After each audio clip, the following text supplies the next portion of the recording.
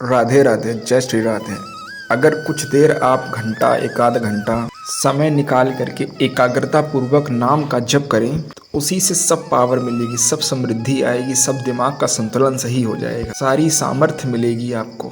अब अगर आप एक साधारण सा काम नाम जप ना करो तो फिर हवा में तो बात होने वाली नहीं है। अब जो पूर्व के हमारे पाप कर्म हुए हैं, जो हमसे अनजाने में हुए हैं ना, वो हमको दंड तो देंगे ही ना अब। और जो हमारा पूर्वाभ्यास गलत हो गया है वो हमें परेशान करेगा ना। उसके बिना, साधना के बिना तो ये संभव ही नहीं है कि वो सारी हमसे गलतियाँ और त्रुटियाँ हमारी ख़त्म हो जाए और हमारा संतुलन सही हो जाए, एक सच मार्ग पर हम चलने लगें। इसलिए राधा राधा, नहाए हो ना नहाए हो, कैसे भी हो, हर समय मुख पे अंतर्मन से राधा राधा राधा राधा चलते रहना चाहिए। कितना हम चिल्ला चिल्ला के कह रहे हैं ये बात आप सबसे, कैसे हो, क्या खा पी रहे हो, उससे कोई मतलब नहीं, बस शुरू करो नाम जप, राधा राधा राधा राधा राधा राधा। इतना तो थोड़ा सा ज्ञान मस्तिष्क में है ही कि विष को हम विष ही समझें। अगर विष को अमृत मान के खाएंगे तो मरेंगे तो है ही, अब इतनी तो बुद्धि है ही। अब अगर विष पीने के बाद कोई कह दे कि अब हमें कोई बचा ले तो इतनी तो बुद्धि ठीक करनी पड़ेगी ना। आजकल आना जाना का ज़माना नहीं कि आप चल के मेरे दरबार पे ही आओ या हमसे सम्मुख हो।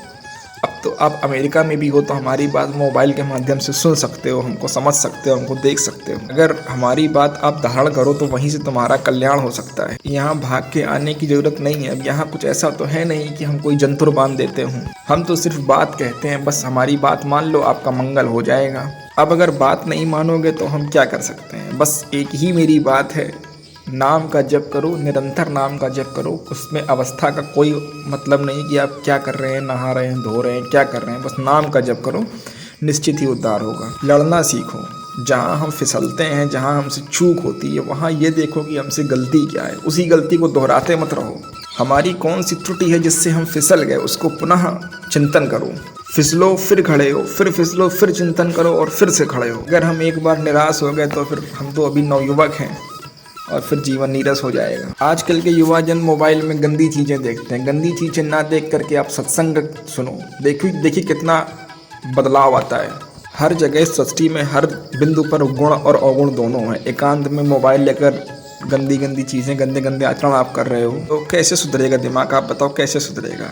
आप सब अपने साथ धोखेबाजी मत करना, अच्छी बातें सुनो, अच्छी बातें देखो, अच्छे आचरण करो, नाम का जप करो, माता पिता की सेवा, परिवार की सेवा, खूब ढेर सारी मेहनत करो। अभी जवान आदमी हो तो अपने आप बुद्धि शुद्ध हो जाएगी। गंदी बातें करोगे, गंदी क्रियाएं करोगे, गंदे आचरण करोगे, आप सोचोगे कोई साधु महात्मा छू छा कर दे तो भाई ये अलग होता होगा। अभी तो अपने यहाँ तो ऐसा नहीं, अपने यहाँ जो कुछ भी है वो सब राधा राधा राधा राधा ही है। बहुत से लोग कहते हैं गुरुजी हम आपके सब नियम का पालन करते हैं, लेकिन एक बात मैं बता दूं, जो भी व्यक्ति मेरे सब नियम का पालन कर लेगा वो तो फिर विश्व विजय प्राप्त कर लेगा। फिर तो कुछ असंभव होगा ही नहीं उसके लिए। आपकी आयु माता पिता की सेवा के लिए, श्री जी की सेवा के लिए, उन सबको सुख प्रदान करने के लिए है। जिस प्रकार हमारी आयु समाज की सेवा के लिए है, उसी प्रकार आपकी आयु आपके माता पिता की सेवा के लिए है। माता पिता की आज्ञा में रहो और एक अच्छे विद्यार्थी और एक अच्छे बालक के रूप में अपने आप को स्थापित करो। तो ये समझ लो कि हम में और आप में कोई फर्क नहीं।